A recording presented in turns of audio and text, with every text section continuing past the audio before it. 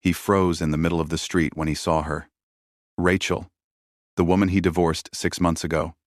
Only this time, she wasn't just his ex-wife, she was pregnant. The world seemed to spin slower. Marcus blinked, hoping he was wrong.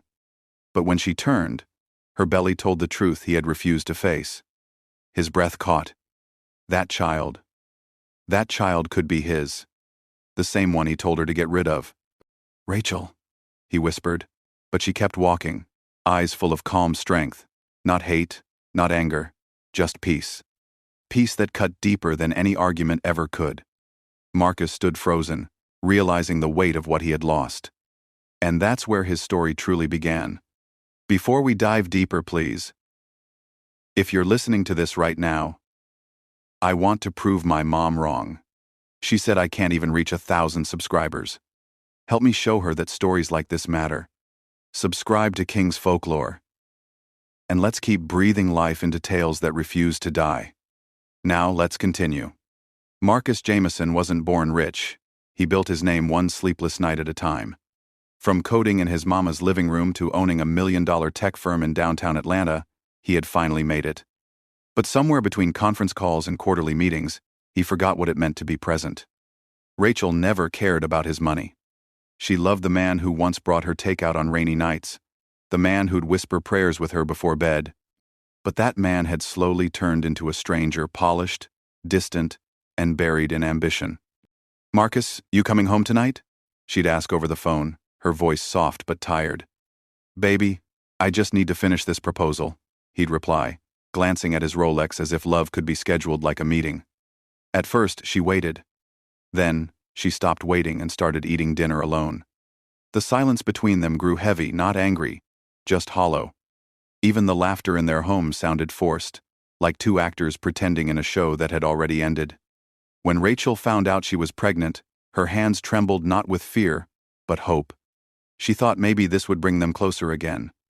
Maybe Marcus would slow down. Maybe God was giving them another chance. But when she told him, the air changed. Marcus went still, his jaw tight. "Rachel, this isn't the right time." She smiled weakly, thinking he was joking. "Marcus, there's never a perfect time." He looked away.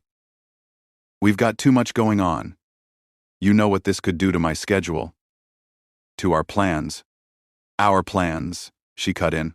"Marcus, this is a baby, our child." He sighed and rubbed his temples. "I'm just saying we should think it through." But deep down she could hear what he wasn't saying. That night, Rachel cried quietly, holding her belly. It wasn't the kind of pain that comes from insults or betrayal. It was the slow ache of realizing the man you love doesn't see the same miracle you do. Marcus justified it to himself. He told his friends he wasn't ready, that he and Rachel needed time. He convinced himself he was being practical, when really, he was just scared. Their marriage became a battlefield of unspoken words. Rachel tried to keep peace, tried to remind him that faith wasn't built on convenience. But Marcus kept building walls made of deadlines and pride. One evening, after another argument, Rachel whispered, "I don't want your money, Marcus. I just wanted your heart." He didn't answer. He couldn't. Because somewhere along the line, he'd already given his heart to success. Days turned into weeks. Rachel packed her things quietly. She left her wedding ring on the counter beside his car keys, two symbols of a life built but never truly lived. When Marcus came home and saw the empty closet, something inside him cracked, but not enough to chase her. He told himself she'd come back. She always did. But this time, she didn't. He buried himself deeper in work. Signed new contracts. Bought a new condo. He told everyone he was fine. Yet every night, when the city lights faded into silence, he'd catch himself glancing at that empty side of the bed, and for a second, he'd wonder if success really felt like winning, or just losing differently. What would you do if the person who prayed for you finally stopped praying? Marcus didn't know it then, but he was about to find out. Rachel's sister Maya was the only one who knew the truth. The night Rachel left, she drove straight to Maya's apartment suitcase in the back seat, tears blurring her vision. She didn't look like a woman running away. She looked like a woman finally surrendering to peace. Maya opened the door and saw her baby sister trembling, clutching her belly. "Rach, what happened?" Rachel didn't answer. She just whispered, "He said it's not the right time." For the next few weeks, Rachel tried to move on. She got a small apartment, found a new church, and started writing again poetry that bled honesty and quiet faith. Every morning she'd touch her belly and whisper, "You're wanted," even if he doesn't see it yet. Meanwhile, Marcus told himself she'd come back after thinking things through. He told his friends they were just giving each other space. But deep down, he could feel it, something sacred had broken. When the divorce papers arrived in a plain white envelope, Marcus didn't open them right away. He stared at the handwriting, Rachel Jamison. He thought of the first time he saw her name, back in college, written on a coffee cup. Now, it felt like the closing credits of a movie he never wanted to end. Still, he signed.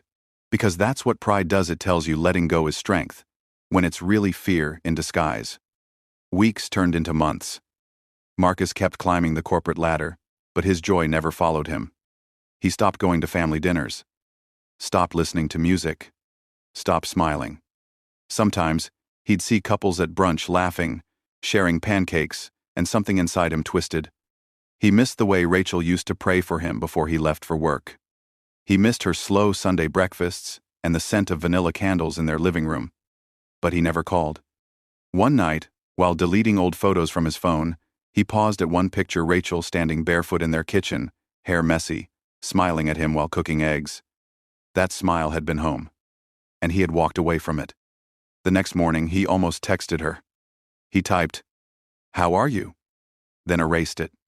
Because ego doesn't just destroy relationships, it silences apologies. But fate had its own timing.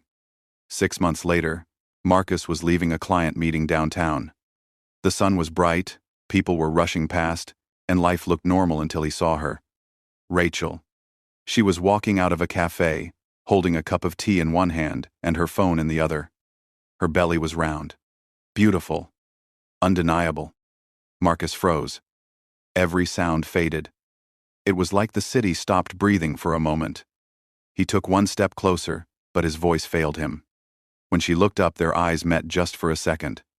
There was no anger, no bitterness, only quiet strength. "Rachel," he finally managed to say. She blinked, her lips trembling slightly. "Marcus." He glanced at her belly, then back at her face. You didn't." "I didn't," she said softly. "I couldn't." He felt the world tilt. The weight of every careless word he'd ever spoken came crashing down. He wanted to say he was sorry, but no apology could touch what she'd endured alone. "Why didn't you tell me?" he asked. Rachel looked away. "Because you made your choice, and I made mine." Before he could respond, Maya appeared beside her, protective and calm. She gave Marcus a look that said, "Everything, don't make this about you." They walked away slowly, Rachel's hand resting on her belly, and Marcus stood there on that sidewalk like a ghost among the living. That night he couldn't sleep. Every heartbeat echoed with her words, "You made your choice, and I made mine." For the first time in years, Marcus didn't open his laptop. He sat in silence, tears he couldn't control running down his face. He realized success had given him everything except the one thing that truly mattered. What would you do if you realized too late that the love you lost carried your legacy? Marcus didn't know it yet, but redemption was calling. And this time he wouldn't ignore it. For weeks, Marcus couldn't get that moment out of his head. Rachel's calm eyes, her rounded belly, and the truth he had tried to erase. Every night, guilt sat beside him like a shadow that wouldn't move. He stopped going to parties, stopped pretending. Instead, he started calling Maya. At first, she ignored him. Then one night, she answered cold, controlled. "What do you want, Marcus?" He took a deep breath. "I just need to make things right." "Now?" she shot back. "Now that it's visible? She's been doing this alone, Marcus." Her words stung, but he didn't argue. He just said quietly, "Please, tell her I want to talk, just once." A week later, Maya texted him an address, the prenatal clinic Rachel attended. Marcus showed up early, wearing no suit, no watch, no mask. Just a man with nothing left but honesty. When Rachel arrived, she looked surprised, not angry, just cautious. He stood, voice trembling.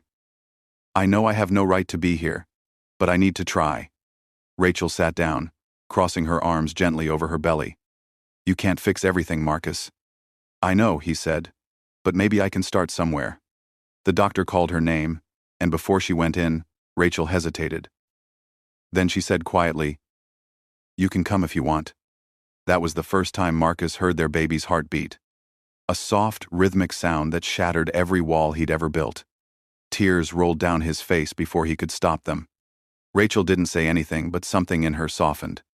From that day, Marcus showed up to every appointment, every checkup, every class. He didn't just talk, he acted. He sold his sports car, took paternity courses, and donated part of his company profits to a single mother support fund. When Rachel gave birth to a beautiful baby girl named Emma, Marcus was there holding Rachel's hand, whispering prayers through tears. He didn't know what to say, so he said the only thing that mattered. "Thank you for not giving up on her, even when I gave up on us." The weeks after the birth weren't perfect. Rachel still kept her distance cautious, protective. Marcus respected that. He visited daily, learned how to change diapers, stayed up during feedings when she needed rest. He never pushed for forgiveness, he simply earned trust. Step by step, day by day. One night, Rachel found a letter on her doorstep. It was from Marcus. "I don't deserve a second chance with you," it read, "but I'm asking for one with her. I want Emma to know her father didn't just say sorry, he lived it." By Emma's first birthday, Marcus had kept every promise. He'd rearranged his business life to co-parent fully. He'd even built a small family app for new dads, calling it First Steps, in honor of his daughter. During Emma's birthday party, surrounded by balloons and laughter, Marcus stood up to speak. His voice broke halfway through. "I used to think being a man meant providing money," he said, looking at Rachel. "But it's really about showing up even when you've failed. Thank you, Rachel, for teaching me what love costs and what grace gives back." Everyone clapped, but Rachel just smiled a real smile, the kind that heals years of silence. They never got back together, but something even stronger formed between them: respect, partnership, forgiveness. They raised Emma with equal love. Marcus became a present father, not a perfect one, but a redeemed one. Years later, when Emma was old enough to ask, "Mommy, why don't you and Daddy live together?" Rachel knelt and said, "Because sometimes love doesn't look like marriage, it looks like forgiveness." And in that quiet answer, both of them finally found peace. What would you do if life gave you one more chance to love right?